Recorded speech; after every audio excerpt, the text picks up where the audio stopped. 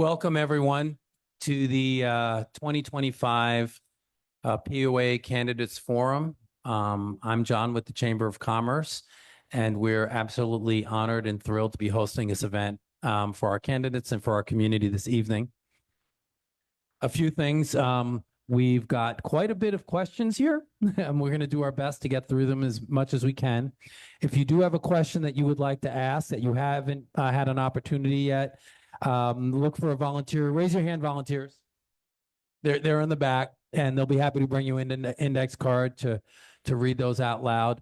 We do ask, I want to remind everyone that everyone, including Mark and myself and the four candidates in front of us, are all volunteers. We're all here because we believe in doing great things for our community, and we want to be a part of that. I would just like to remind everyone that we are all neighbors, and no need to get nasty or try to embarrass anyone. But let's have some fun and let's get some information about our candidates. I know Mark had a few words he'd like to say. I think before we begin tonight, I would like to have Councilman Jeremy Smith come up front and lead us in the Pledge of Allegiance. Please stand.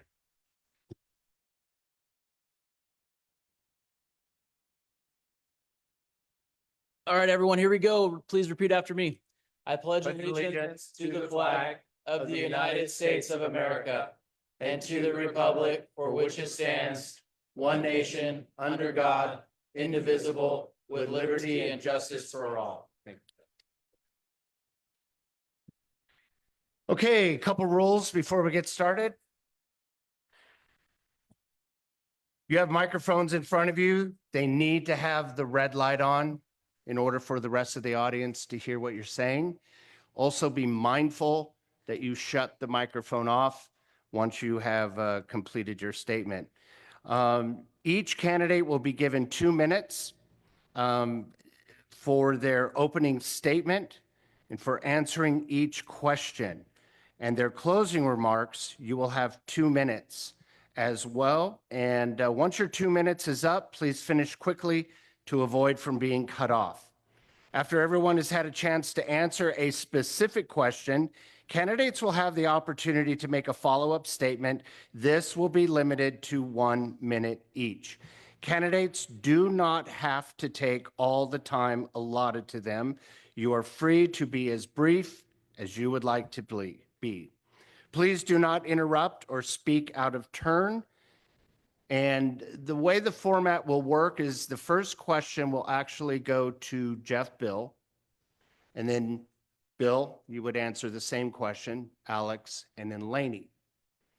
Then it would go, the next question that we would ask, Bill, you would then be the first person to ask that particular question. Do we understand? We're all good? Okay, let's start with Jeff Bill. How many POA? What? They're going to make an opening. Oh, yes. That's all right. I wanted to get out of here quick. I'm sorry, Jeff. How about an opening statement? It's okay, Mark. I know Just you're wanted to see if really everyone was paying excited to be attention. here. Yeah. And, so that's all good. So I'm glad you're that excited. I am excited. Opening remarks. I don't really have a lot, but I will say that, for the first time in many years, our board went months without a lawsuit, and that's quite an accomplishment. So we have worked with the community on that to avoid those legal issues. We've slowed the spending on community projects. We've worked with other board members in finalizing the sale of the fire station. We improved our reserve levels, and we are going to improve them more. So in my position, I functioned as a liaison for the various committees. I've worked to repair the strained relationships between the city, the EVMWD, and the POA. I've also been the liaison for the Finance Committee, which is how I met Bill and worked with him. We've worked really hard on improving efficiencies, and this year dues would have been much higher if we didn't move in that direction and develop a more efficient operation. We've also changed the bylaws, because I don't want to bring this up because some people have asked this question. We've changed the bylaws that used to allow the POA to sell POA property so that it cannot be sold. There were people asking about, hey, can they sell this? Can they sell that? We cannot sell it without a vote of the membership. And that is one of the other accomplishments we did. In addition to that, I wrote the e-bike rules. I set up the program.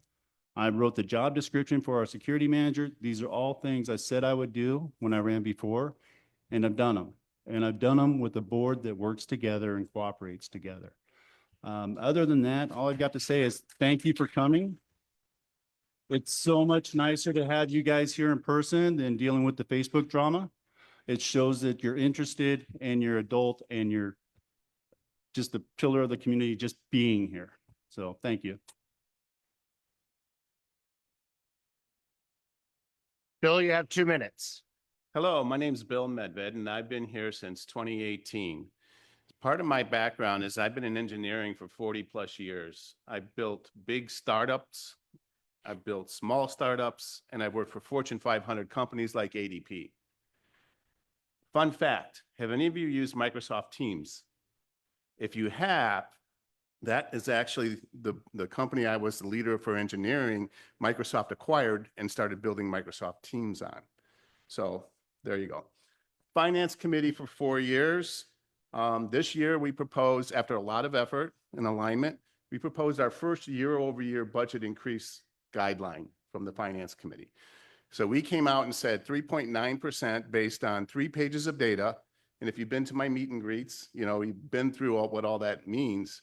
And it allowed us to get a budget from operations that was originally at 10.1%. Kudos to operations for being very open about how that process worked, because that was Susan Daewoo, who is the director of finance, who actually went through the whole story. After we negotiated with the facts that we had, we got the budget to 5.1%. In the past, it would have been a free-for-all. It would have just been everybody's opinion and who could scream the loudest. So one of the things that I did during this time is I have built a strong partnership with Susan Daewoo, who's our financial director. So if I'm elected, what I would hope to do is I'm going to bring a data-driven approach. I don't, you know, one of my favorite sayings is, if you ask me a question and I don't have enough data, I say, I don't have enough data to have an opinion, but I'll go find out, and then I'll come back with the appropriate response. If I'm elected, I'd also like to be made liaison to the finance committee, because I've started some great relationships there, people that have been in the committee for years, and we've started making improvements in our budgeting process, and I want to keep moving in that direction. Thank you.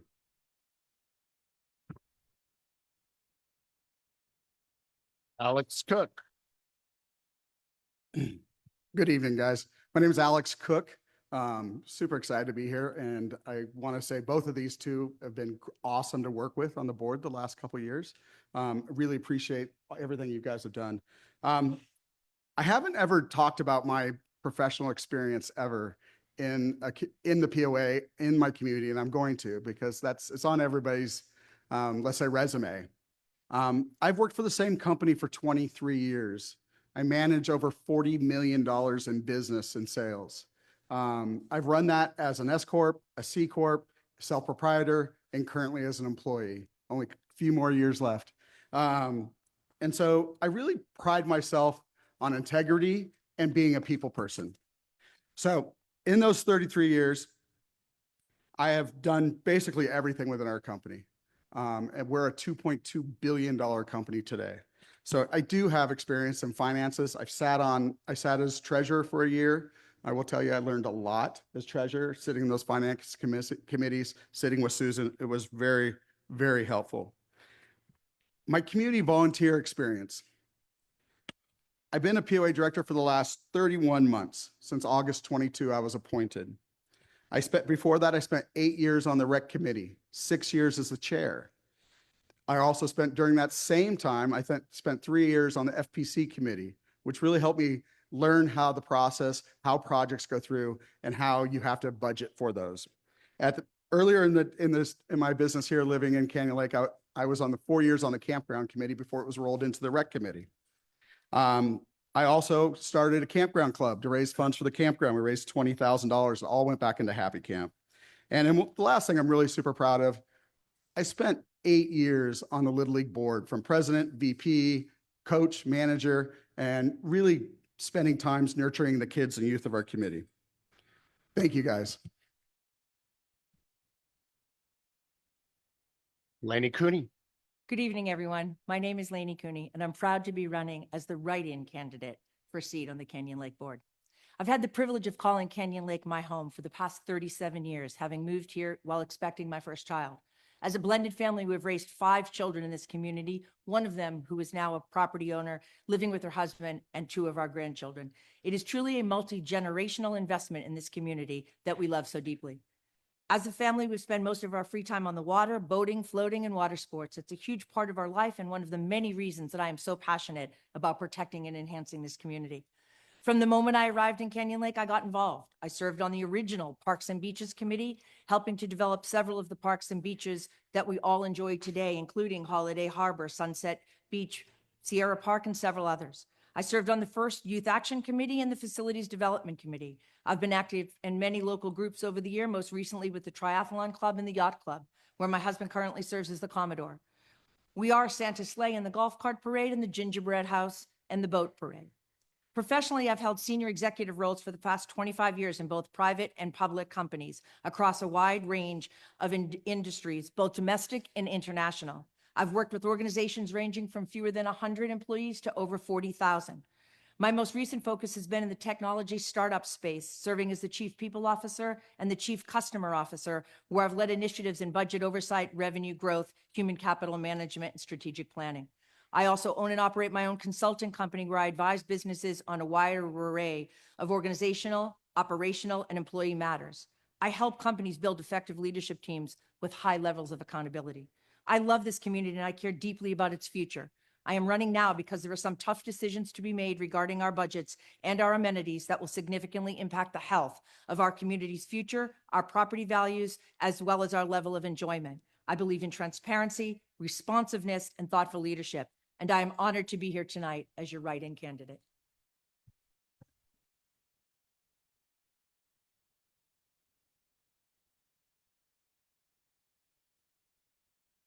Jeff Bill. Reserves are an important part of our budget, with over 5 million contributed to reserves each year built into the existing dues structure. Can you explain how spending reserve money causes dues increases as many people think, or does it? The dues increases aren't directly just because of the reserves. Dues increases come about because of cost of living, cost of operations, all those things come into play. Just like your savings account at home that you save for a rainy day, that's what the reserves are for. If we have an issue where we need to fix something after an earthquake, the reserves are for that. The dues are also raised because we have a lake lease, it's a hard cost. We have other things here that are hard costs. So if we want to maintain these amenities, that's one of the other factors that come into play here. So we look at security contracts, lake leases, building maintenance, all those things come into play. And this past year, we were dropped by our insurance company. We had no choice but to go out and scramble to get another insurance company. And in doing so, we found out that some things actually hadn't been covered in the past. So needless to say, covering more things cost more, in addition to we're in a fire zone. That also affected it. Just like it affects your home here, our insurance went up for those same reasons. So when you talk about the dues, you talk about all that stuff, the cost of operations is going to go up.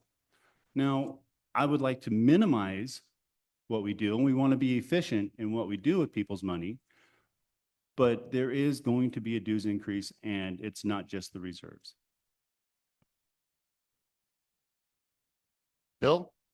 So the reserves are a very interesting topic. On my website, I posted a link to a book that's very, very easy to read. I would suggest you pick it up off of Amazon. So reserves are the savings account that we have that pay for when things go wrong. Now, when you do something like a major investment, let's take the lodge as an example, your reserve levels go down. And what that means is we spent money to do the remodel, and now we need to get our reserves back up. So we, as in the survey, which I'm really happy to see, I'm a big supporter of the survey. People are like, okay, let's slow down on the big remodels. Let's get our reserves built back up. And that's, I think, exactly what the community is asking for. We do have a mixed demographic here. We have some people that say, hey, just spend more money. I see what it costs in Orange County going back to dues. And some people go, well, not really. Maybe we should really be conscious about what we spend. We should be conscious about what we spend. But I will tell you, I've asked people, ask me, you're not going to increase dues at all, or you're going to decrease them. We can't do that because we've got all these amenities we have to maintain. For example, let's take the lake off the table. If we don't have a lake, your house values just went down 100 grand. Let's take the golf course off the table. They just went down another 100 grand. Our house values are going up because of our amenities. So there's a real critical balance there that needs to be maintained. Alex Cook. So reserves represent 25% of our budget. The other 75% is operating funds. And so it's important to note that in this last year, budget year going forward, we have reduced by $100,000 what we're putting in reserves. But our repair and replacement does impact your property values. And if we don't properly fund it, it will change the rating of way the realtors and everybody looks at our community. And you're seeing nowadays out there, you're seeing wild weather patterns, weird things. It's windier than ever. You're seeing more downpours. We need to make sure reserves are funded at a very good level in case something bad happens around here so we can fix it. So we've done on the board, we've cut spending across the board for the operating budget. Some things we can't cut, the lake lease, it's a fixed cost. You have landscaping contracts. You have insurance went up $400,000. That's a lot of money that we had to absorb in budget season this last year. And during that, we've reduced employees for the POA by 20 since last year. And if you'll notice, you're going to notice different hours. You're going to notice at the restaurants, there's less people working. We're trying to find that fine line of how many people is too many and how little is too less. But either way, we worked really hard as a board to really curtail spending over the last 6 months when we got our new insurance bill, and because the budgets were already done. So going forward, like I said, reserves are super important to everything. We need to keep these amenities right. 2015 and before, these amenities were worn down and needed help. And yeah, we have been spending money upgrading everything. Every park has gotten new playgrounds, everything is better. And now we just have to maintain that. Thank you, guys. Lainey? I believe the question was specifically, do spending reserves impact our potential dues increases? And the answer to that is yes. That's the answer. It does. Among other things, for sure, but it does. And there are definitively global economic headwinds coming. Anybody who watches the market, anybody who watches the news, there are real significant potential headwinds coming. It's at a time when our piggy banks as individuals, our savings accounts as individuals, and our reserves as a board should be as solid as they've ever been. I think that I agree with the gentleman that our amenities need to be maintained. I think that is very different than a level of spending that causes our reserves to fall under, and they have in the past. It does affect people's ability to get loans on houses if they read the packet. It does affect property values. And so for me, the short answer is some dues increases because of other things may very well be necessary, but because of spending so much out of the reserves that we can avoid shouldn't occur.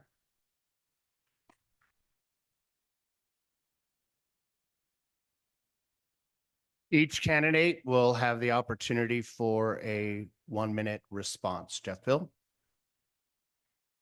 I don't think there's a lot to respond to. We all said it. We all agreed to it. It's just how it is. There's no need to respond. The message was repeated 4 times. You agree, Bill? Alex? Lainey? Yes.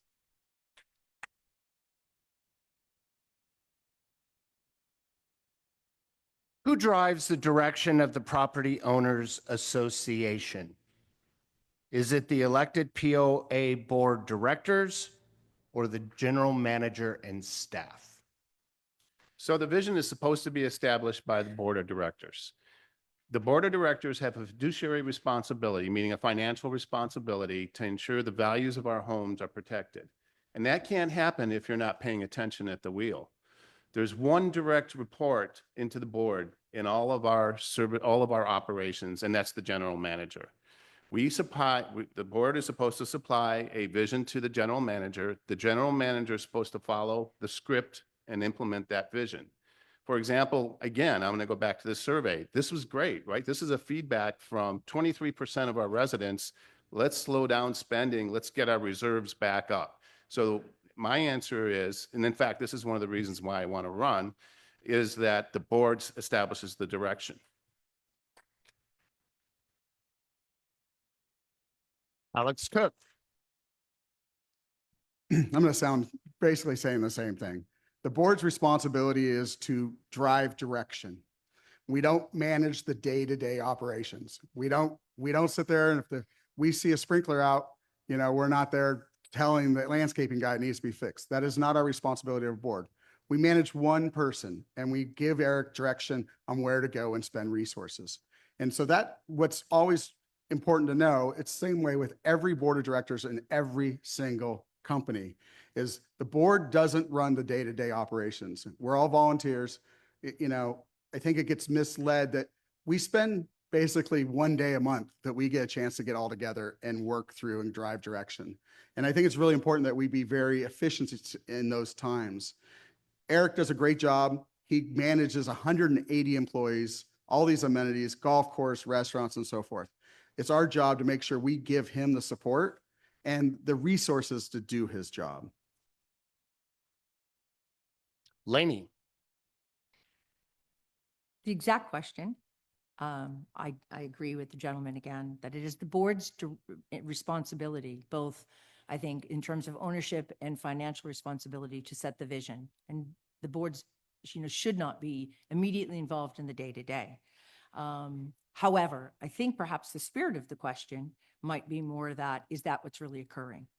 And I think there is a desire from the community, from my meet and greets and from the people I'm dealing with, to have what I would say a bit stronger influence on that direction and a bit tighter control over the execution of that vision.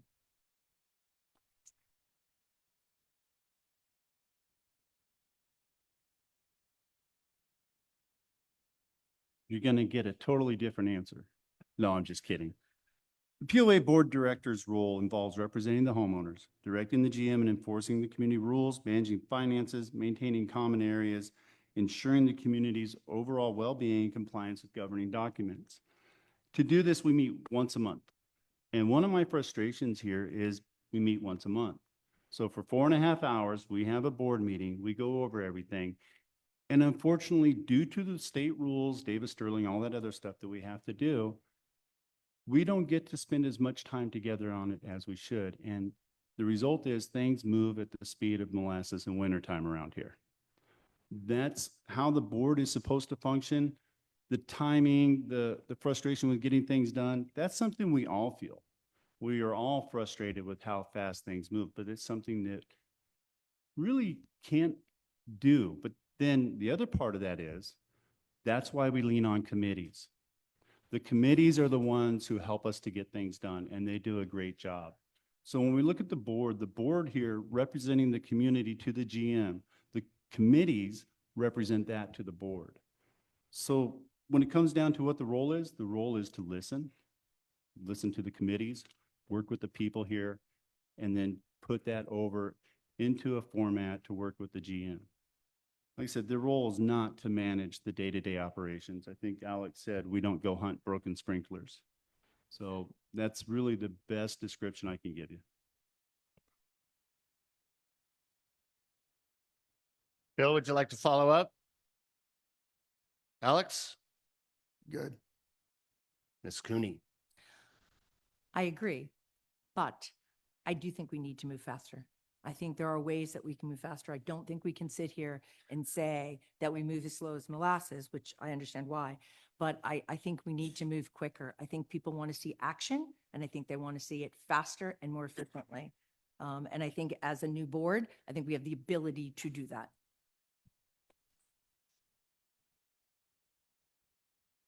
Alex Cook. When looking at the 2025-2026 budget, what concerns you most and what action should be taken to combat your concern? Great question. It Thank goes you. back to the operating budget. That's my biggest concern. And this board spent a lot of time this year looking at financial options. How do we reduce that subsidy for all the members? Like I said earlier, there's a lot of fixed costs that we can't change. On top of that, one of the big things we do, and we have reduced staff. We haven't replaced people. There's a lot of middle management that haven't been replaced, trying to save money on payroll. And I think my biggest concern is how do we curtail those big spending? 20% of our operating budget is locked up in insurance and the lake lease. 20%. It's a big chunk of change. It's over $3 million. And when we look at that, is how do we slow that down? And I hate to get political and so forth, but until gas prices come down in the state, everything's going to continue costing more. It impacts everything we do, everything we touch, everything we work on. And so it's a bigger economical situation that we need to adhere to. But I think as we go forward, we have to look for ways to continue to refine the budget and save money every opportunity we can. And that's in the operating budget. And I think that's the biggest thing that I'm going to be concerned about for the next 2 years if I get elected. Ms. Cooney. Thank you. I think I have perhaps less concern about what the budget is and way more concern that we live with it. I think that in the past, the overruns on the budget and the gotchas is what has frustrated this community, myself included. And so you can set the budget at whatever we want to set it at, but what's important is, do we live to it? And if we can't, what are we doing to mitigate it much further upstream in the process than when we get to the end of the year and we have far less control over it? I think, certainly human capital management is a part of it, but I think there are many, many other aspects to it as well. I think that becomes the easy go-to because it's often the biggest expense line. But when we have overruns and, if you're in corporate America and you have an overrun, you don't go to your boss and say, the project was supposed to be $250,000, it's over by 100,000. Like, kind of stinks to be us. You don't throw your hands up. You better make sure that you're there and saying, okay, we're over here and this is what we're going to do to mitigate that. And so the answer for me is, I think that the development of this budget is probably quite sound. I think the bigger issue is, how are we going to stick to it and who do we hold accountable when we don't?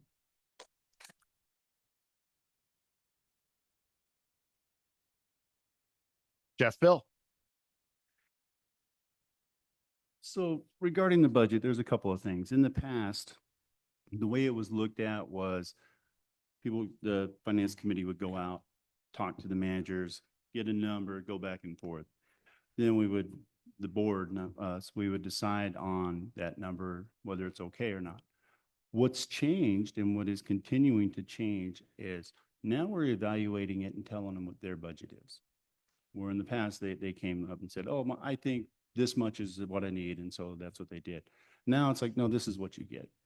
So, and to piggyback on what Lainey said, in the world I work in, you go over budget, you got to go broke. You continue to go over budget, you're going to go broke faster and be looking for another job. So the accountability does need to be there. And those are things that we have been putting in place. So when something goes over budget, you have to come back, you have to evaluate it. Sometimes it happens. It's not really acceptable though.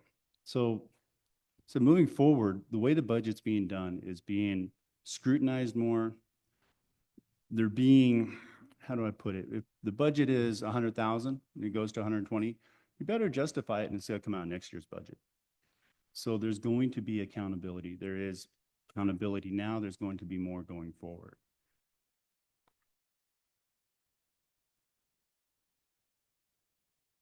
Bill. So I have to agree with my colleagues in the sense that I've been doing $100 million a year projects. If I overrun by $20 million, my boss is not happy with me.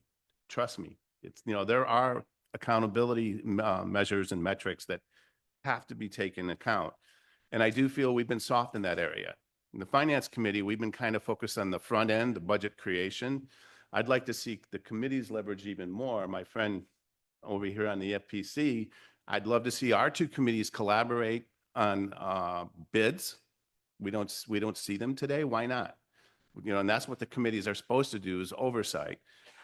To what Laney pointed out, if you do an overrun, why isn't there a postmortem? You guys know what that is. You go in and you say, why did we overrun? That's just one-on-one. We're a $25 million a year nonprofit organization. That's a lot of money. So these are just basic blocking and tackling that we need to start instituting as a POA.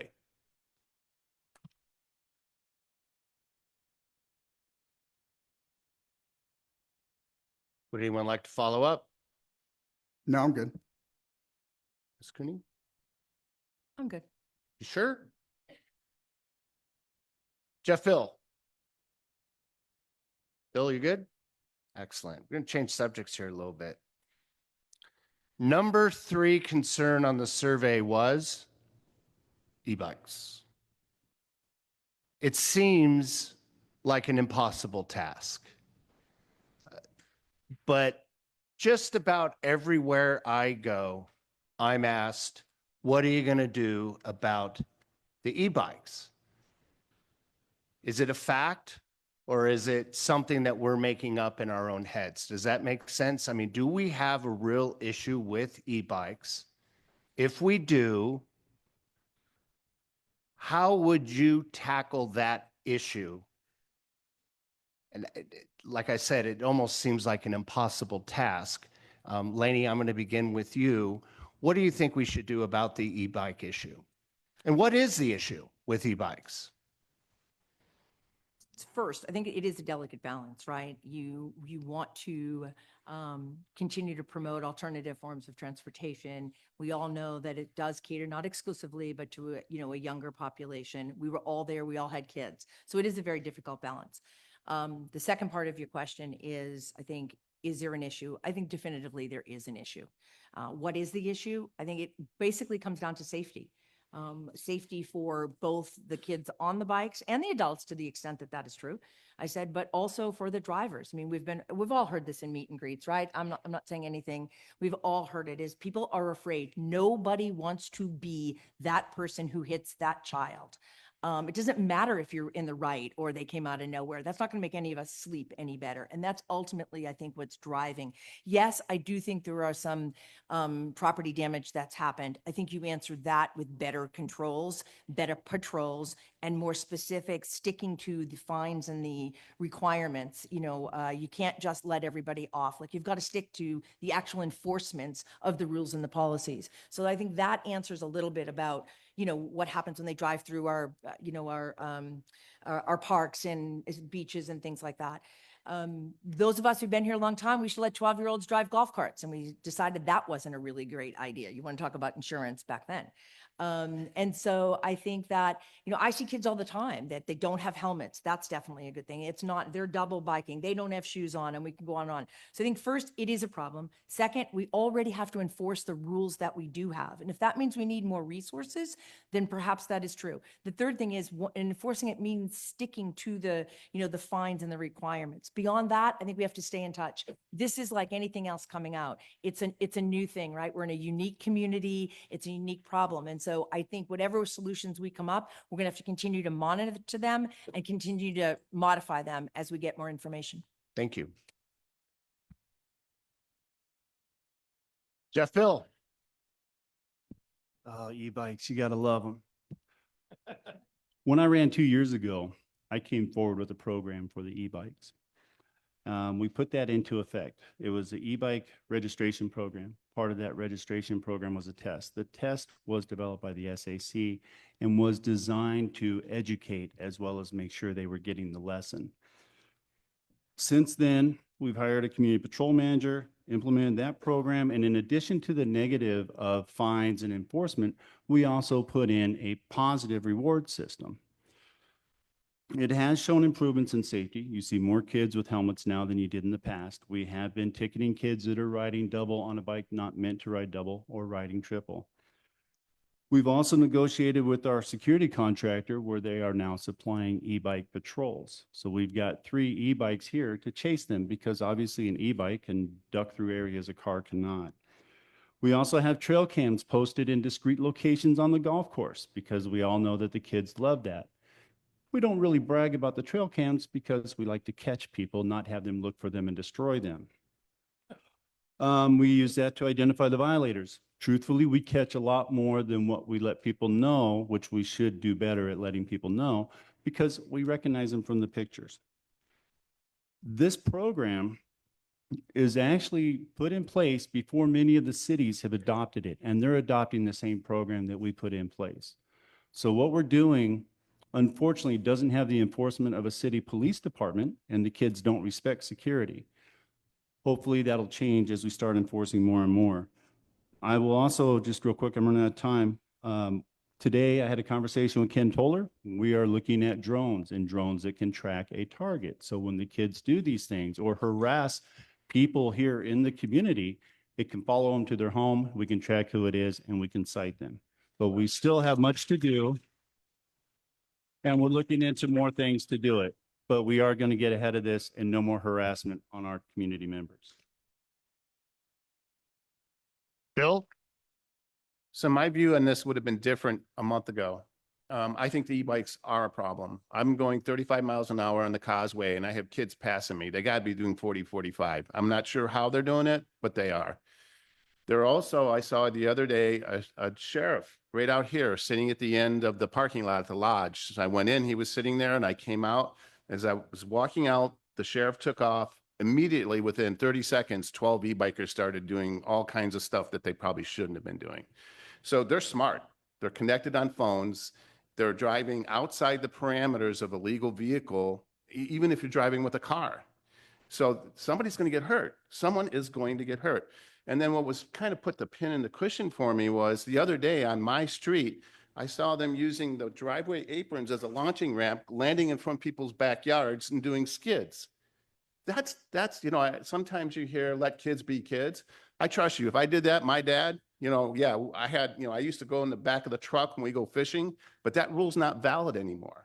So we have to think about this as a moving violation, not just something that's a little annoyance to some neighbors. Somebody's going to get really seriously hurt. And like Lainey said, I wouldn't want to be the person that was driving the vehicle at that point in time. So I believe that we do need to step it up. In Huntington Beach, if you're caught doing without a helmet, if you're caught doing wheelies, they confiscate your bike for a month. That's what they do today. And they're actually curtailing the problem, right? Huntington Beach is kind of a party town. If you've been there, you know what I mean. They're actually getting control of the problem. So I would say, let's not put our head in the sand. I've heard enough from all the meet and greets. We got to do something.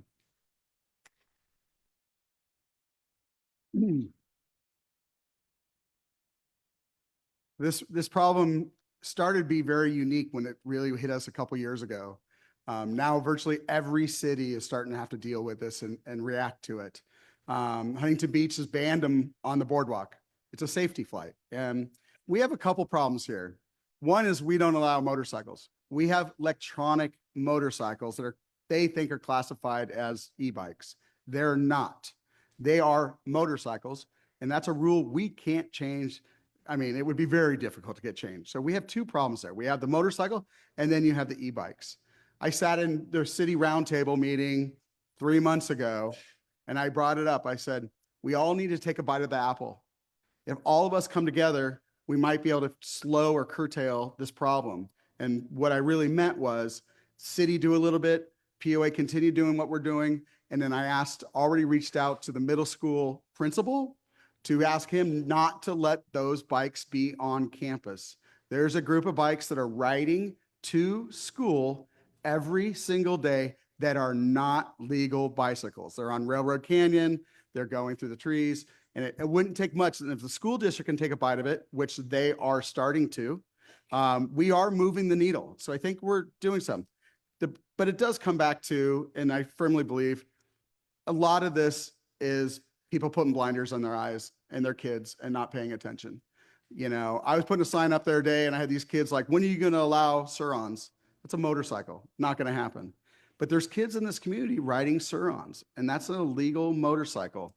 And we need the parents also to step up and help us guide this and do the right thing. If that thing had a loud motorcycle, it wouldn't happen. But because it's quiet, I guess it's okay. We need to all take a bite of the apple and to fix this. And we are moving the needle. But I am concerned when I sit in appeals committee and we have 15 e-bike tickets last month and not a single person appeals the ticket. Tells me something. People are not paying attention, don't care. Follow up, Lainey? I think what it tells us is the fees aren't quite enough. You're willing to write a check and not even show up at an appeals. That says something. Besides that, I think that when I started looking into this, I agree with Jeff and the people that were on the board. I think that, some basics have gone into it in terms of inspection and the good part of the certification and the class, and that should continue. But I think a little bit about what you're saying, Bill, is that after it gets started, it starts to slip, right? And so I do think you have other bikes that are coming in. You have personal mopeds that are coming in. You're having people that are using it. And so what do we need to do? Is it like our boats get re-inspected every year or recertified every year? Our golf so there's maybe very well a part that this needs to be more of an annual process and not a one-time deal for sure. And I think that taking bikes away is a very efficient way to knock, some sense into people. What I really feel bad about is that the poor kids and the poor adults who are actually responsible, that it all gets lumped together. And that's unfortunate. And I think we just need to go after the offenders and not punish everybody. Anything to add, Jeff? Very good points. I want to see, this is tough because I like everybody up here and I don't want to put anybody on the spot, but I want to ask a question of others here.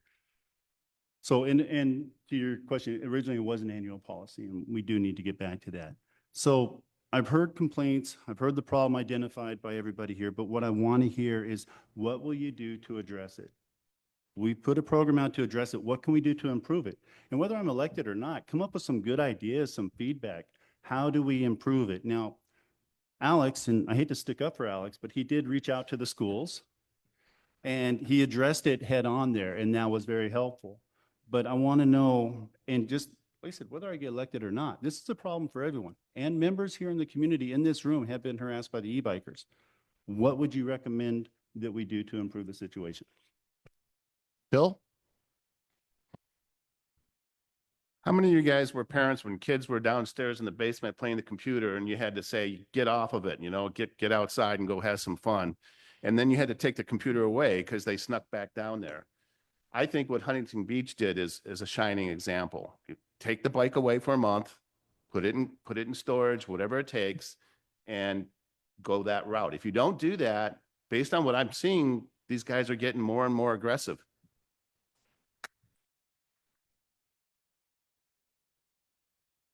Go ahead, Alex. I'm just going to address, just because Lainey brought it up, fines are going up. So they are going up. We recognize that as well. We're not getting compliance, and that's the goal of the fines. So we are increasing the fines on those tickets. And just to reiterate, and I'm not trying to throw anybody the bus, but it is discouraging when you don't see anybody who appeal a $100 ticket for not having a registered bike. Just get it registered. We're not even saying you did something wrong. It's just not registered for $100 and they're not appealing it. And it just shows us that they just rather write a check than actually worry about their kids' safety. My son's friend was killed on a bicycle in Canyon Lake many years ago. And there's a little memorial right there by Sierra Park, Sam Soroki. I helped get that memorial at Eastport Park, get that all done when I was on committees. I do not want to see that again. It was devastating to this community. And that was a bike that didn't have a motor. So thank you, guys. Okay, we're going to take one more question, then we're going to take a 5-minute break. I didn't answer. Oh, Lainey, I'm sorry, Lainey. You want to throw something at me?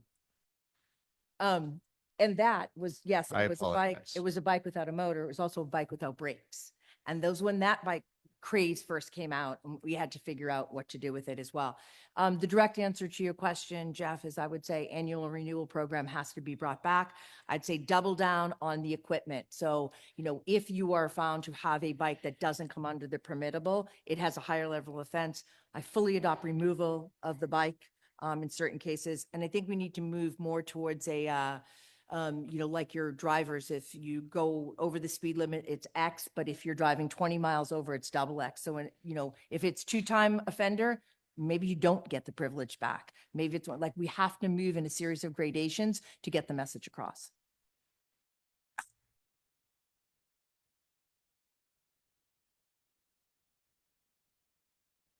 Subsidies of the Canyon Lake Country Club and Lodge. How do we minimize these subsidies? And is it important that we eliminate subsidizing the two restaurants, or is it an amenity for our members? And we should always expect those two restaurants to be subsidized by the Property Owners Association. Jeff? Alrighty. It's very important that we minimize subsidies because that's a direct reflection of efficient operation. And we are looking at different things there. We are looking into cross-training the employees. We're looking at consolidating our suppliers. We now are tracking it with software to determine our cost. We have actually determined that if we open an hour later in the morning, Monday through Friday, we'll save about $23,000 a year. So we're going to back off that hour because there's no one there. They come in afterwards. Even the golfers come in a little bit later. So we're cutting back in that area. The other thing that I would like to see as we move forward is, since the country club's open to the public, why don't we, and I know you guys hear me out, raise the prices, but with the POA cards, you get the discount. Why can't we just do it that way? Keep it simple. When the public comes in, not a Canyon Lake member, and I'm picking around numbers, don't hate me on the numbers, say $20 for a tuna sandwich. Well, for us, it's $16 or $15, whatever. I just see that as a way of generating revenue, being a little more efficient. And let's also track the labor cost. Anybody in here that's worked in the service industry, restaurant industry, once you get above 40% on a service industry labor cost, you're losing money. My ideal target is 27% based on my background. I actually grew up in the restaurant industry and I hate it. And I hate restaurant questions because it's childhood trauma. But the bottom line is the labor should not exceed 40% to be in the black. And once we consolidate the suppliers, cross-training, get all that going. And the other thing is, why do we have bands competing on the same night with the Lodge and the country club? We're only hurting ourselves. Put a comedy night at one and a band at the other one because it's a different crowd. So I'm out of time, so I'll stop there.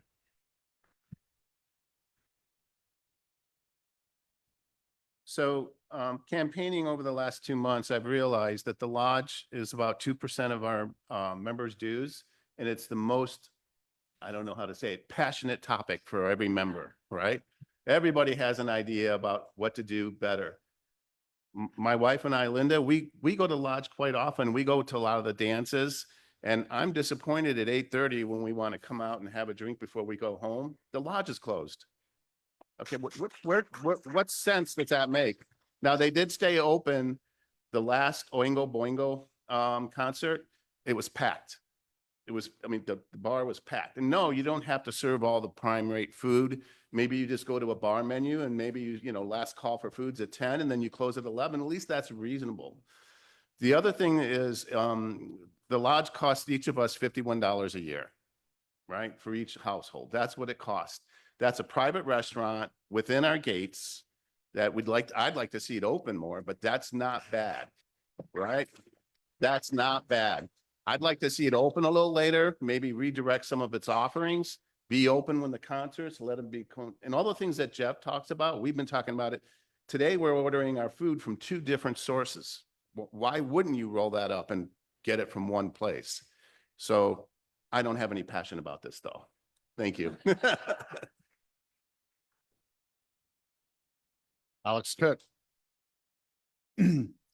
I'm not going to disagree with anything they're saying. I know Jeff and I have been on the board, so we have talked restaurants and restaurants and restaurants until we're blue. Everything he said, we've been working on it. And I think a couple things is just like Mr. Medved said, the total subsidy for both restaurants is less than 5% of your total dues for the year. Not that that's a small number, but it's a lot of noise for 5% where we can make bigger movements everywhere else. But that doesn't mean we can't be better. And that's what we're striving to do. One is, like Jeff mentioned, we're looking at controlling labor versus sales. We have a percentage. We're watching that by the hour right now at each restaurant. It's bringing our subsidy down a lot as we close out this budget year. It's really a really good program. We've done that. Like I said before, we reduced employees, 20 employees. Most of those were restaurant staffs. The restaurants employ more of our employees than any other department in Canyon Lake. It's a big chunk. I think over 100 employees are almost all restaurant employees. So, you know, we can look at moving some to part-time where we're not paying benefits on them. There's a lot of different ways we can do that. And we are redefining how we're looking at that. I always want to remind everybody on the lodge that basically it's been reopened for a year and a half. So there's been a lot of learnings that have happened in that last year and a half that we didn't know before that. The subsidy for the lodge in 2017 was twice as much as it is right now. And so we've increased the volume in sales, and we've also reduced the subsidy in the last 7 years. So we are moving it. It's just, it's taken slow, but I know as a board, we've been diligently watching it and trying to make recommendations. Thank you. Laney. Well, if you thought you were passionate, I'm more passionate. As I said, 37 years. I can't tell you how many times this lodge has been opened, shut, redesigned, recreated, opened, more managers. It's never worked. And it's time for it to stop. I don't want to hear whether it's 2% or 5%. I work hard for my money, and I'm assuming you folks do too. And there's no reason that all of that money has to be subsidized. Do I think it has to be a profitable center? No, that's not what I'm saying. But I do think the subsidies has to come down. And I don't think we get there by cuts. Anybody who's ever done a turnaround or ever done sales, you don't get to the point of profitability by a million cuts and slashes. That's not what you do. The way that you do it is you grow sales. How do you grow sales? You have the best product offering, you have the best customer service, and you have the hours that align with. And I still have time. And you have the hours that align with folks. It is true that the board is not responsible for the day-to-day operations, but we are responsible. Well, you guys are. Hopefully I will be too. But we are responsible for the strategic oversight and the accountability. Okay. And when you want to talk about it, just go across the street at lunchtime and go to the Canyon Lake Market. There is a line out that door for services. Do we have lunch? No, we do not. You go out to the coves, the beaches, the boats are out there all the time. What do? Ace Pizza, can you deliver? Hey, somebody bring this. We do not have the product offering and that this community needs, and we're not driving it. And we sure don't have the customer service that we need to provide the level of service for this community.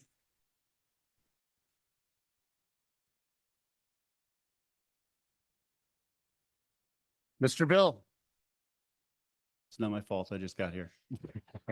Hey, you know, I'll be honest with you. Everyone up here has a valid point, and I appreciate it. And I don't have a response to this because every one of these are a piece of the puzzle. So I'm going to say something very strange to you guys. I just wish all four of us could be on the board because we would kick ass. So that's all I got. Bill? I do think I've run into more different ideas during campaigning about what to do with the restaurants. You know, this idea has been kicked around a little while. Let's get a restaurant committee, because what happens is I'll give the operations team credit. 4,800 residents giving 4,800 different points of view doesn't help. So let's actually get some data behind some of these ideas. Let's come back with a plan and iteratively try to improve our restaurants.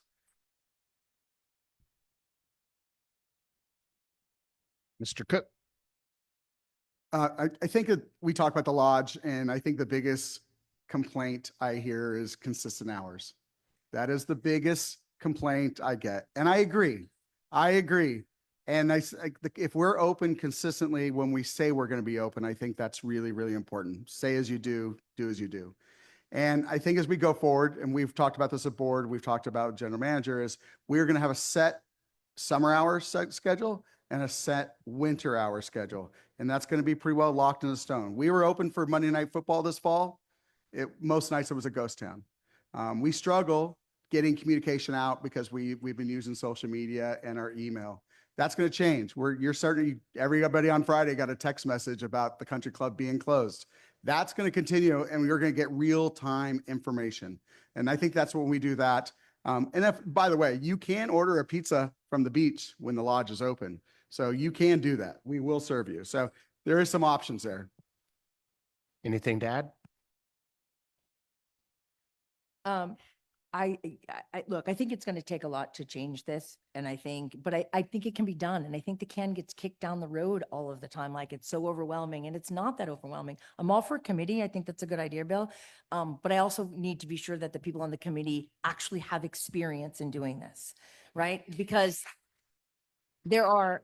people are like, I'll go back, and I'm the first one to admit, when I was on facilities development, I had no right being on that committee because I did not know 25 years ago what I know now. So I'm not saying that everybody has to have extensive experience, but I am saying it's a committee that has to be led with people that have been there and done that. And I think that the other thing I think you said, Alex, that I think is important is iterative. Every idea isn't going to hit. And I don't think that's what people get frustrated by. People get frustrated by there's not. These are the 10 strategies we're going to do. Some are going to hit, some are not, and we will iterate and we will change from there. But right now, what it feels like is our hands get thrown up. There's nothing that's done, and we can't point to the 5, the 7, the 10 strategies. What's the ROI, and where do we go from there?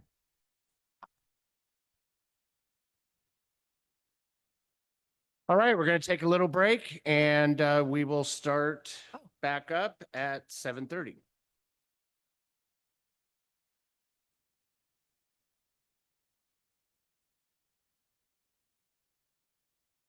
All right, settle down now. Could I have we're going to go ahead and get started, folks.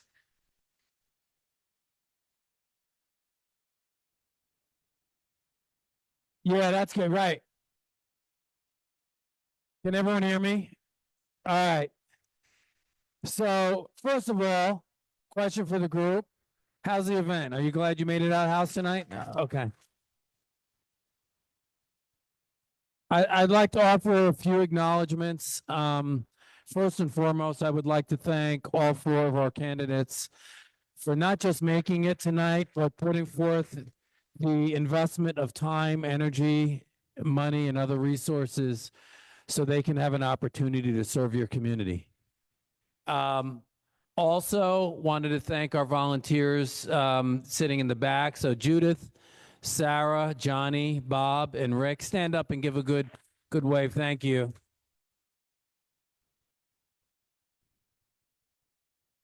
Also would like to thank Mark Terry, who is not here as our mayor, but here as a fellow citizen who is offered his time to use his organizational and skills of being articulate to helping run this event. So thank you very much.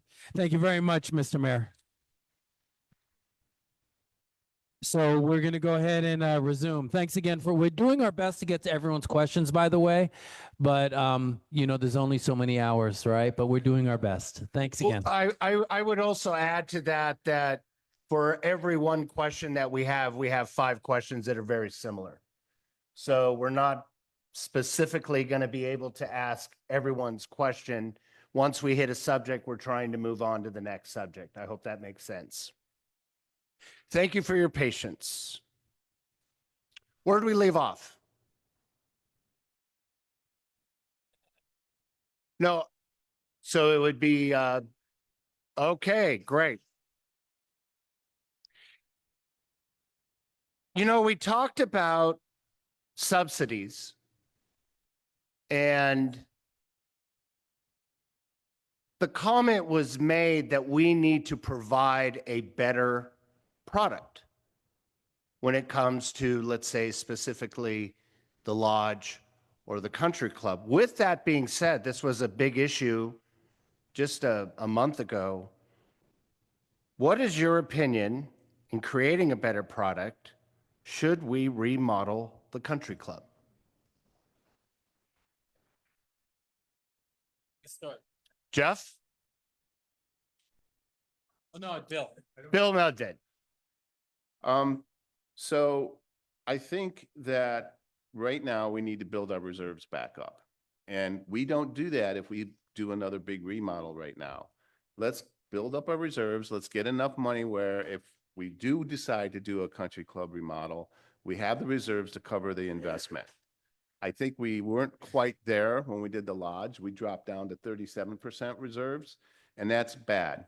Well, in my opinion, it's bad. Other people have different opinions on what that level should be. But if you start getting into the low 30s, that can start impacting insurance. That can start impacting when somebody comes and buys your house, they look at what your reserve levels are. You go, oh man, these guys have so many cool things. Something's going to break, and they're going to get a special subsidy. Okay. Alex? I didn't practice for this question, but here I go. I agree with Bill. We're not there right now. We're not ready to do it. We don't have the money to do it at this point in time. We don't have the reserves to support it. I think if we do it, we need to do a big study to find out, is there an ROI involved with it? Will we produce more business? Right now, the reason in conversation is we need a bigger kitchen. Well, it's working pretty good the way it is. It's not perfect. I don't think any restaurant is perfect, but I think that we need to do that. And I also think the next step, if we do as a board saying, hey, this is on our wish list, I think it should go to a community for a vote. I think that the community should vote whether they want it or not, just like we did with Vacation Park. It shouldn't be up for 5 board members to dictate what that cost will be and figure that out. And I think that's the direction we have to go when we look at any large project like this. I do think that we could do some preliminary work on that, maybe have sketches, maybe we should do some drawings, maybe do that so we can show to the community what maybe we're thinking, and then that way the community can be educated on the thoughts and so forth. I think we made a mistake with the lodge. I think we made a mistake of not going to the community and reaching out and really getting everybody to have ownership of where the direction we're doing that. Only a few of us knew that. And I think that we made that mistake as a board. Next time, if I get elected, I will not make that mistake again. I really feel that we need to have more community involvement when we look at very large expenditures like that. Lady? It depends. I think that we have a responsibility to keep up all of our amenities. And I do think that place needs some improvements and facelifts. The question, though, is at what cost? Whenever I see this, there's a price tag that's on it. I don't remember this one that was in the survey. There was a price tag. 3 million. Yeah, 3 million. Like, where does that number come? Like, if you ask me, do I want to spend 3 million? No, I don't want to spend 3 million. Why does it cost 3 million? Does everything have to get done? Where's the bids? You know, I agree with Alex. I think preliminary work, but like, it's hard to give an answer. My short answer is, I think there does need to be some improvement and enhancements in that place. But what is the cost? What are the bids? We don't see these bids. Who's running these bids? What are we making the basis of these bids on? Are we taking the lowest? Are we taking the highest? How are we managing the overcost? What is the contract? I think it is important to have the company, the community's input, but like even in the survey, do you want this or this? It's like a kid in a candy store. I want this. I want improvements. I want the pump pad, the shower pad. Like, you know, I don't know that that's in and of itself the best way to do it. I think that the community involvement is one thing, but I think the community involvement based on facts. So when I see $3 million, my first thing is going to be, hell no, I'm not spending $3 million. Is that what it really takes? What's really needed? And so if we're going to put it out there for consideration, it needs to go out for consideration with facts, and that people are making their vote and their decision based on actual bids with actual costs.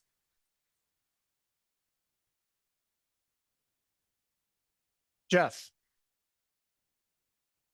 When I ran before, it was during the controversy of the lodge. And I said then, and I will, you can't unring a bell, but I still believe we should have done the country club at that point. It's open to the public. We could generate revenue. The lodge could have followed later.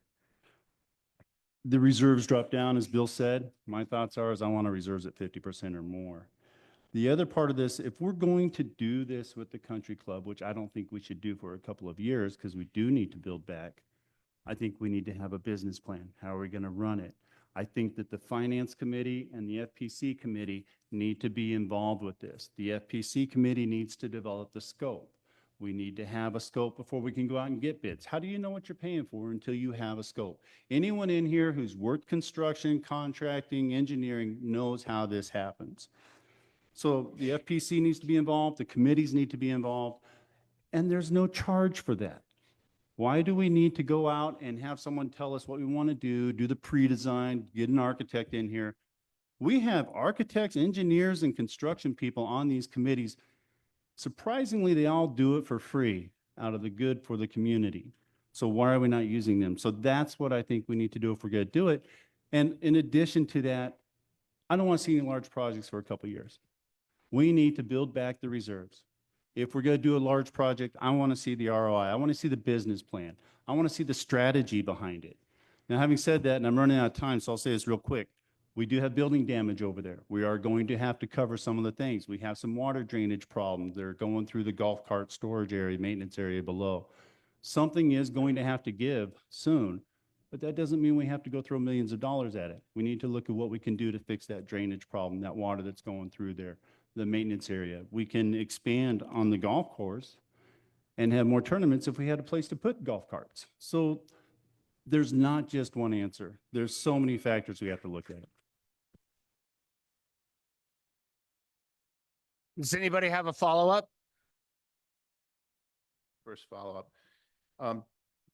He touched on a really important point. We have a lot of very skilled people in our community that are willing to commit their time for free.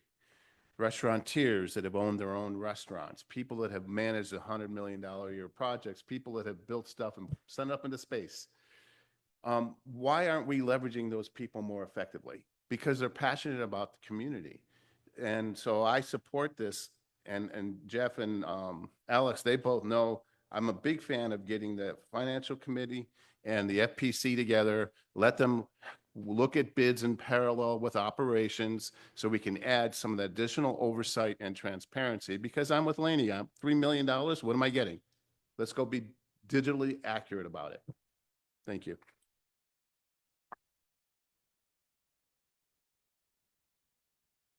A little different question here.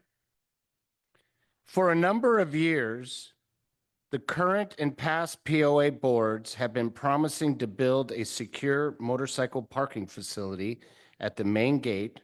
However, they have yet to do it or even begin the project. Meanwhile, motorcycles are being stolen along with parts off the motorcycles, leaving the owners helpless. If elected, what specifically will you do to ensure this project is completed? And this person's asking that it be completed by the end of the year. Alex? This is a really easy one. It's already designed, planned, and just being ready to be funded at this point in time. So a new board pretty much only has to vote yes. It's all ready to go. And so it's going to happen soon versus later. We are going to, when we initially looked at motorcycle parking, which it's been years, we've looked at it over and over in the FPC committee. And we eventually started having, a secure motorcycle parking at every single gate. And it turned into this big project. And so we pulled it back. It's going to be at the main gate. We're going to do one there first. It's not going to be the nicest, one, but it's going to be fenced in. It's going to be secure. It's going to have lights and extra cameras. So that is in the works, and it's going to happen. How much does it cost?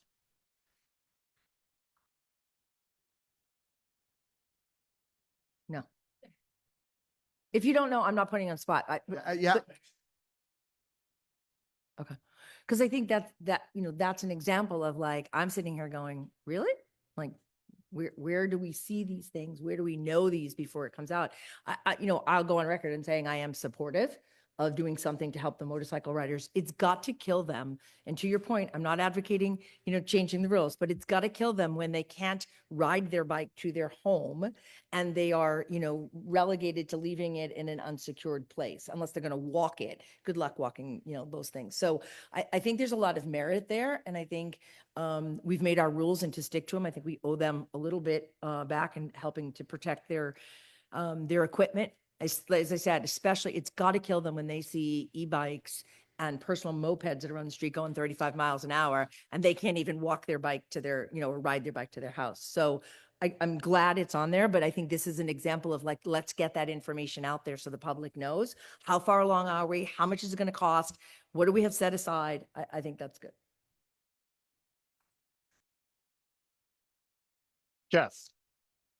So you've already heard that we're moving forward with it. So what I want to let you know is this was something that our facilities planning committee put together. This is a perfect example of what our committees can do.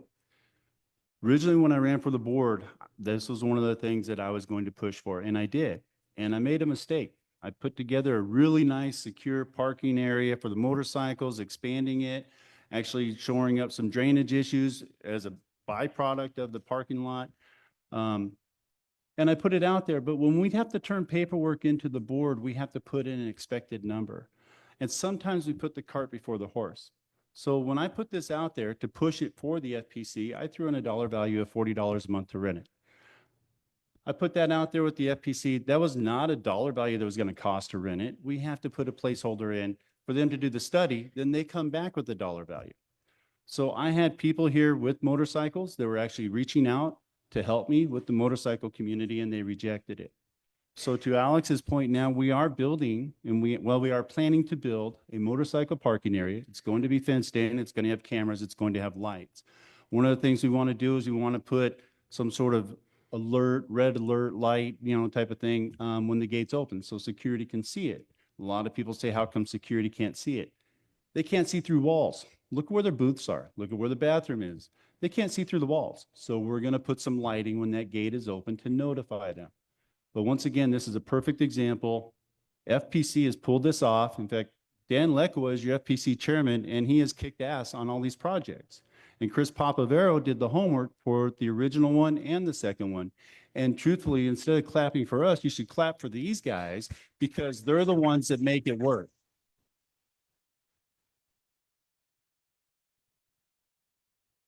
So I think if we have the analysis of the numbers. Oh, geez. That's it, Bill. Got a little wild card 30-second. No, that's fine.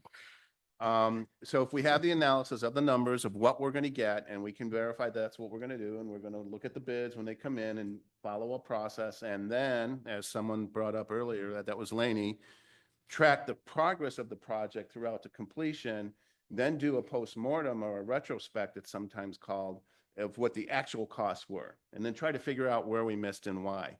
There's an interesting thing going on here.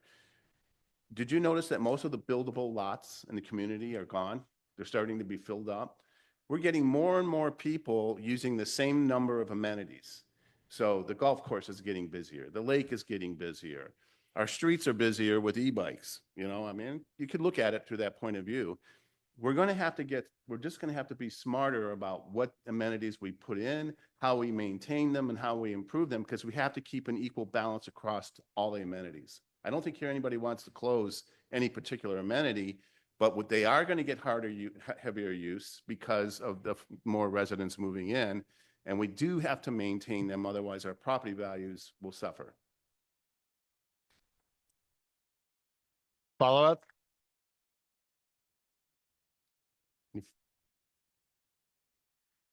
For the audience, raise the hands. How many people live on a lake? Wow. On the lake, or think we live in a lake community? On the lake. It is actually a drinking reservoir managed by Elsinore Valley Municipal Water District. We have a very, very proactive director in Darcy Burke. How would you take a look at the current relationship that you have with Elsinore Valley Municipal Water District? And are there ways that we can improve upon that relationship? It's probably a little bit of a harder question for me to answer because I don't sit on the board, and so I don't have a lot of inside information into the current workings. I will say that we were the house, for those of you who remember, to which 10,000 gallons, hundreds of thousands of gallons of untreated sewer water flew through our backyard. And so we were those people that had to directly deal with it. And what I would say is that we were treated with respect and with dignity, and they did what they had to get it back. And the relationship in those interactions between the POA board and the water district were very helpful. But I have to be honest, that is the extent to my specific interactions with them. However, on a more macro level, what I would say is the relationship in the POA board to the city, to the governing, other governing bodies around here should be at an all-time high. And one of the things that I think is, ego's got to get set aside. I think we have to work to the common goal, and it's not just with the water district. I see it with the city. I see it with other governing bodies as well. Jeff? Well, this is a fun one. I work in the water industry. I have a relationship with the water district. In fact, I just completed, along with Chief Latendress and Aaron, the city manager, as well as other people, the Fostering Water Leadership Program that they offered. The previous relationship with water district was a bit troubled. As you all know, there is lawsuits, things going on in the past. Moving forward now, we have developed a good relationship. We have a good working relationship. They have become more responsive. There are some areas where we could communicate a little bit more effectively. I will say that Bill Van Vliet has instituted a monthly roundtable where the city, the water district, and the POA gets together. And because of the Davis-Sterling Act, only one of us can go and join them, only two people, we can't have three. So every month we rotate another director in there to help facilitate communication. In my mind, our relationship is good. The only issue we have to look at is there are state laws regarding drinking water reservoirs. Those are where the tricky situations come in, where people get upset when they want to build a pool on the lake. That's not always on us. That is the water district. And if you move forward with it, they actually have the right to rip your pool out if they want to. So I will tell you that maintaining that good relationship is imperative if people want to continue to do this. And this past year, there are some other rules and guidelines that are coming in as part of our lease agreement, as part of state rules and laws. And these things may change, but some people will be grandfathered in. So I'm running out of time and I have a tendency to ramble. So I will just say that it is getting better. It has been getting better. And it was one of the things that I ran on 2 years ago. And we've accomplished that as a board. Bill? So, Darcy, who I think everyone here knows, is a rock star. She does so much for our community behind the scenes with our lake and tries to help us be successful. When I was campaigning, it was really interesting. I'd ask the question about, well, what do you think about the lake? Well, we own it. We can do whatever we want with it. That's not true. We don't own it. We rent the surface of the lake. Lake Matthews, which is not too far from here, is a drinking water reservoir. It's fenced off. And if you go, and you're not allowed, no human contact, none whatsoever. If you go in there, they will come find you and arrest you because it is a drinking water reservoir. I don't want to become Lake Matthew. We really do have to respect. I know that there was a particular thread about we should let dogs in our lakes. And Darcy put together a very informed article that said, you cannot do that. It's against state law because it is a drinking water reservoir. I don't want to challenge them. I don't want to get them upset. Let's keep them happy. Let's keep the relationship positive so we don't lose our lake. Alex?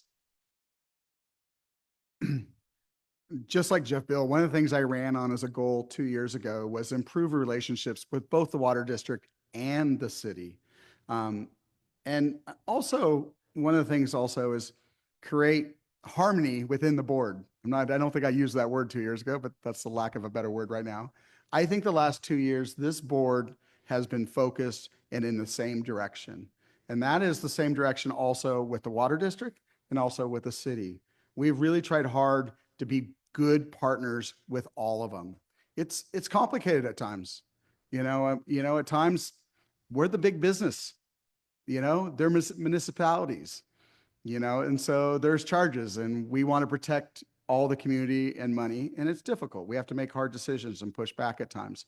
But at the end, the relationship is as good as it's been in as long as I've been paying attention to the relationships. And I'm super proud of what we've done as a board to really bring those and help create and foster better relationships for all our government agencies around us.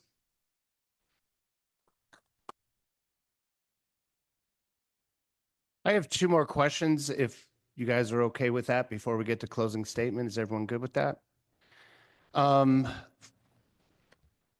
Quality of life. And the number one concern when you're looking at quality of life is public safety. The Property Owners Association, what responsibility, let's ask the question, what are ways that, and is there even a role for the Property Owners Association when it comes to public safety? If so, what are areas that we can improve upon moving forward?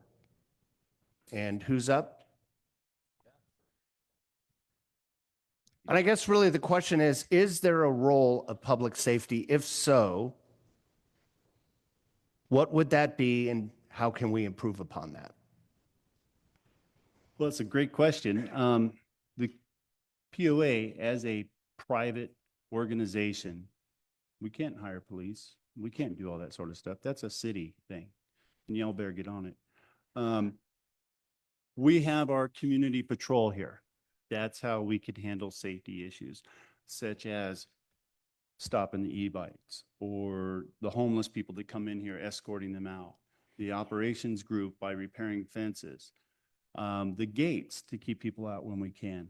We do what we can as a private organization.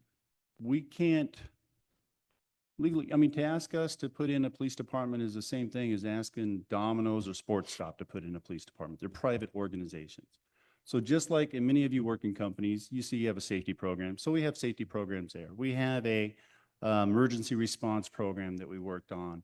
We have some other areas like that. But when it really comes down to public safety, in my mind, what triggers me is I think the fire department, the law enforcement, that's public safety. Community safety is where community patrol comes in. So I hate to say, I don't feel like I have a good answer because it's going to have to be a team up between the city and the POA to effectively address all these things. There's not one simple answer. I'll have a And then- follow-up on the 1 minute afterwards, but Okay. Well, and as you know, we've had meetings to discuss this. And a lot of you don't know because some things we can't say until it's done or until we reach something that we agree on.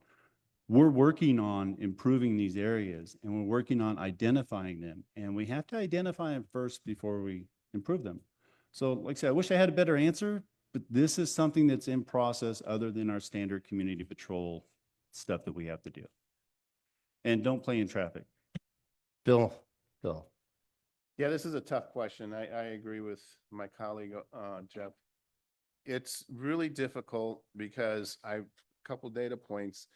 We've seen that the community patrol is not respected by kids on e-bikes, as an example, even parents in some cases. If a deputy will roll up and say, hey, here's what happened, I think they'd get a different kind of conversation than someone who's not been trained in, arresting people, being armed, not being in a hostile situation.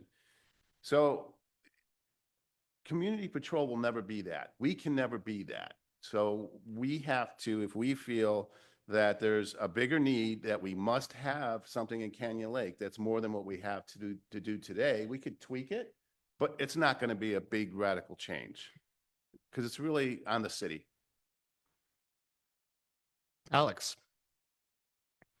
I'm going to try not to ramble like Jeff was doing too, because this is really a tough question for us. public safety means a lot of different things to different people. And I think in our responsibility with the POA, with public safety is rules and regulations and fines for non-compliance. That's what we can do. We have rules on the lake. I think about public safety. I think about the lake more than anything. We've been very fortunate that we haven't seen any bad accidents on the lake in 35 years. And I think that we need to continue to be vigilant on public safety on the lake. There's a lot of boats. They're on the lake, and if you guys ever been on the lake on a holiday weekend, it's crazy. It's full Caddyshack. So, I think that we need to be really enforcing the rules on the lake for public safety. That is our responsibility, because there are no, we're not going to put a police force out on the water. It's just reality. Inside the gates, I think it's everybody's responsibility for public safety. And I believe in, having a proactive neighborhood. And we have a neighborhood watch program that we've just started in the lake as well. And this is what I'm talking about when I say public safety. It's about protecting your neighbors. It's about protecting your neighbors' kids, even if they're on an e-bike. It's about all of us looking out for each other, and that's proactive policing. And I think that is more about public safety that we can do as a community. And I think that's the direction we have to look at as a board.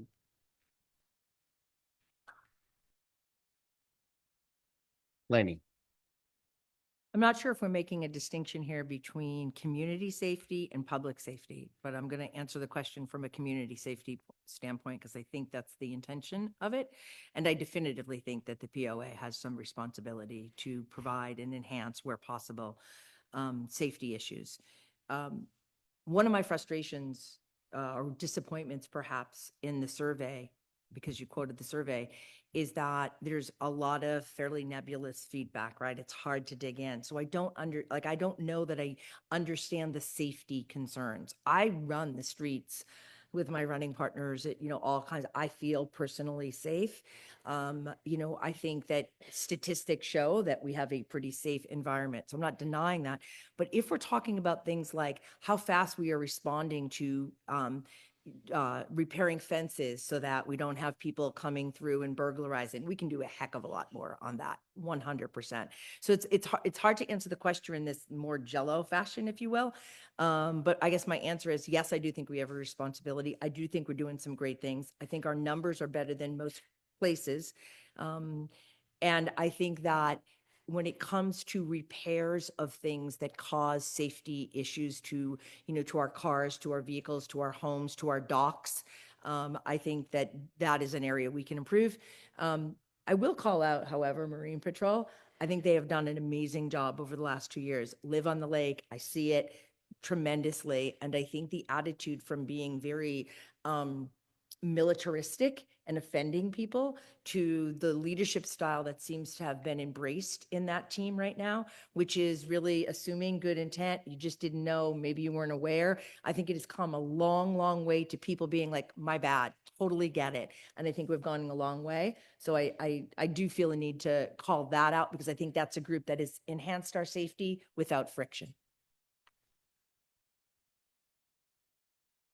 Follow up? Anyone?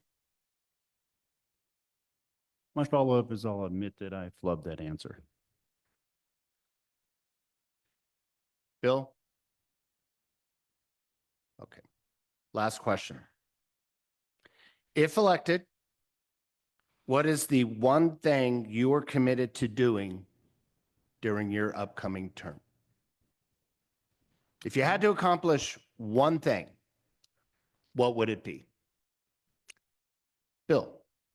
It's easy for me. Financial transparency. Everything we've been talking about, bids, what projects cost, the budget planning process. We've made a lot of progress this year. If I'm elected, I want to be the finance committee's liaison from the board so we can keep taking that forward. The more information that we have, the better decisions and selections we can make when presented with options. So that would be the one thing I would focus on. Alex? Picking one. That's a tough one. Protecting our assets. I think it should be, as a board, our number one goal, outside of fiscal responsibility, which is naturally our goal. A couple of us have been here a long time, and before 2015, our assets were deteriorated, worn out. We had playgrounds and parks that you wouldn't let your kids play on because they'll probably get splinters and crack their head open. I campaigned before I was on the board to get Happy Camp new electricity and get it redone.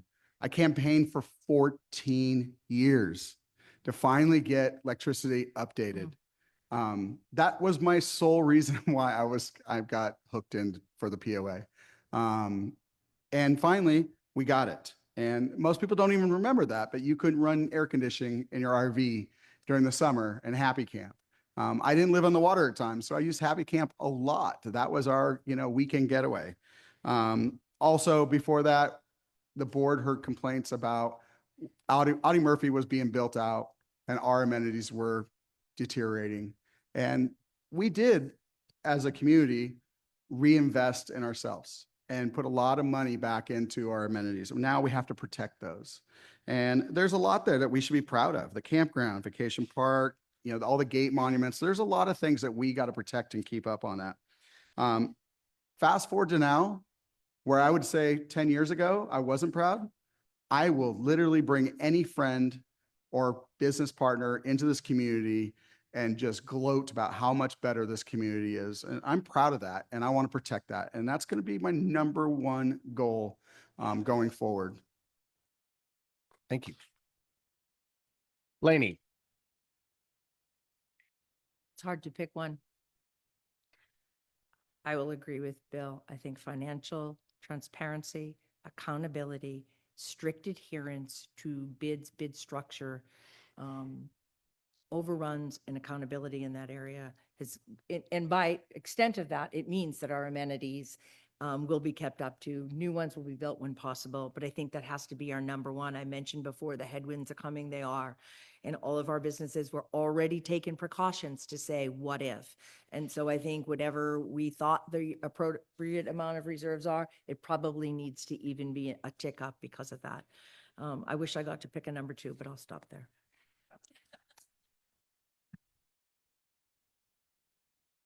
Jeff. I'll make it short. It's real simple. Efficient, visible management of the financials that provides the best value to our members. That's it. Everything else falls into place if you take care of that.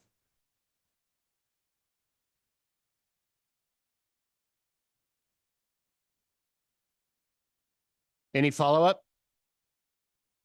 You can't have a follow-up because you can only pick one. Okay, we are now going to begin our closing statements, and we will begin with Bill Medved. One of the things that struck me is I felt very fortunate to go through this campaign, and doubled, tripled my friend pool. I love it. Independent how this turns out. I wish everybody here the best luck, and I mean that if you know me. But I've got new friends, right, that are just really awesome. So one of the things I've noticed is the demographic here is changing, right? We used to be a retirement community. I was really fortunate. I talked to so many people. I've been here for 25 years. I've been here for 30 years. A couple things have happened. The number of amenities has grown over that time frame, so therefore the cost is going up, right? As you build new stuff, you have to maintain it. As we talked about earlier, the fiduciary responsibility of the board is to maintain house values. To maintain home values, you have to maintain amenities. So the cost is just going up. We have a lot of young families coming in, AKA, e-bikes. And I promise you, we'll be talking about something different 3 years from now, right? It'll just the way it goes. We have to process that in our minds and keep that in our head that, yeah, we do have, oh, by the way, I'm going to put a plug in for the senior center. Love it. It's a great place.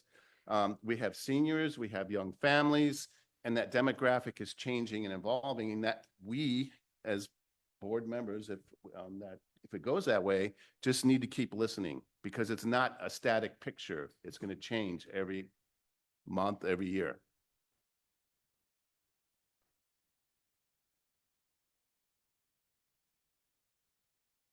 Alex?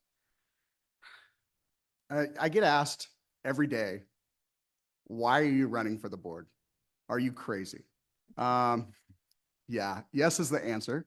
I do it because I have passion for this community. I have passion for the community members. Um, I I love our employees within the POA. Oh, you get an extra 15 seconds? No, just kidding. I have passion. I love it here. I've lived here for nearly 25 years. I don't want to live anywhere else. I want to be here to protect for next generation and so forth. And that's what drives me every day. I mean, trust me, there's tough days. We all know that, but it's also very rewarding. When I get calls and texts and emails saying, stay your course, you're doing a great job, it motivates me. And that's why I'm running. One of the things I want to point out at the same time, I made a couple promises to you guys 2 years ago in this same room. And my biggest promise is to increase communication. And that was about increasing awareness. So you guys all know more what's going on with the POA. I want to kind of highlight a couple things that happen. We've doubled up our social media business or sending out. We've also moved, as simple as this is, moved our email blast from Friday to Thursday, which doubled our exposure. And now we're moving on to text messaging.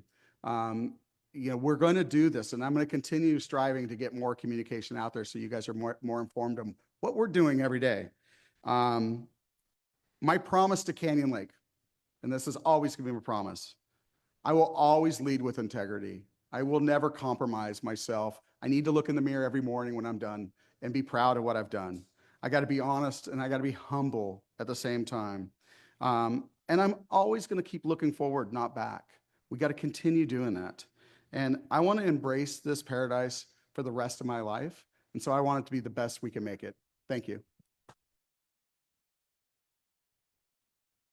Laney. Thank you all for taking the time here tonight and for caring about the future of our community. I'm running as a write-in candidate, not by choice, but I do believe Canyon Lake deserves leadership that listens, that leads with transparency, and that treats every resident with respect and responsiveness. I've lived here for 37 years, raised 5 kids, and now I get to watch my grandkids grow up here. I've served on foundational committees and helped shape this community, and I've stayed through the years. For those of you who know, I worked in New York for almost 7 years and commuted back here to my home. And people would say, "You are nuts. You're taking a flight back and forth." And I said, "You don't know Canyon Lake. You don't know what it's like to come through that gate and know this truly is home." Professionally, as I've said, I've worked at the highest level of business, from C-suite to the boardroom, managing budgets, teams, strategies, and growth. I bring experience, business acumen, integrity, and a collaborative mindset to everything I do. This campaign isn't about politics. It's about progress. It's about raising the bar for how our POA operates with more fact-based communication, data-driven decisions, stronger financial planning, and a genuine focus on customer service. I'm not beholden to any particular interest group. I can make difficult decisions, and I have the courage to do so. They said a write-in candidate couldn't win. I believe this community is ready to prove them wrong. Write in to win, write the right candidate in, and thank you to the city, to the chamber, for allowing me to be part of this process.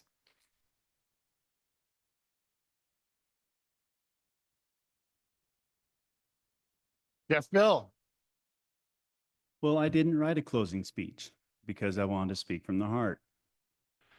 I was going to approach the communication because that was one of the promises when I came on 2 years ago too, but I'll just say in the interest of time what Alex said. I promise that we did it. We're working on it. We are looking at the numbers. We're crunching the data and we're responding to that data. The other part of this is I didn't give my corporate resume coming into this because I know most of you in here. I have had full P&L responsibility. I've owned 4 companies, 3 of them successful, 1 of them a very big lesson. I've had 2 turnaround situations. The difference between P&L responsibility and budgetary responsibilities, I led the companies. I led the charge. I made the decisions. The people below me had a budget. These are some of the things that we're going to see going forward. When I ran before, I looked at communication, I looked at security, I looked at the e-bikes, and I also wanted to address financials. Unfortunately, I haven't gotten to everything. There's still a lot more to do. I did take care of things with security. I did take care of things on the e-bikes and the programs there. We worked with the committees. The time now is to look at the efficient financials going forward. The economy right now, it's kind of up in the air. A lot of people are concerned about tariffs. Whether you agree with them or don't agree with them, doesn't matter. It's still affecting things. In fact, for me, it's been good because everybody's putting their orders in now. But going forward, you can't go wrong with any of us. We all have a strong corporate background. Do the homework, look at the records, look at where you want to go, look at the direction you want to take with Canyon Lake. And that's really all we can ask. And I said it earlier and I'll say it now. Everyone up here, I would love to be on the board with, because everyone here would make a great board and I wish we could all be on it. That's it.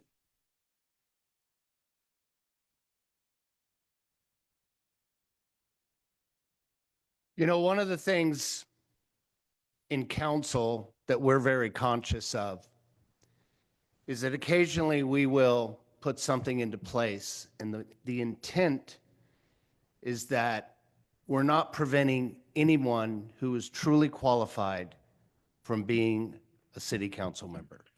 Because at the end of the day, you want your best leaders sitting in that spot. The one thing that I am taken back about this evening is just how qualified all of you are, how considerate you have been to each other. And I think as a community, we appreciate that.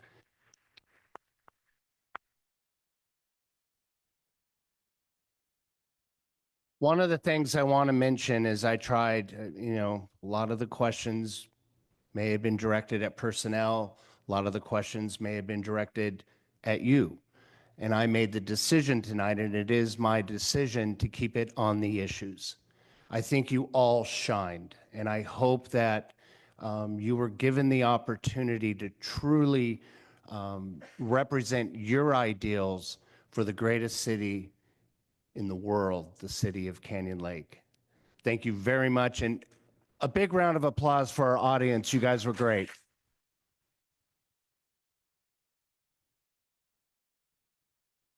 That's it. Great job.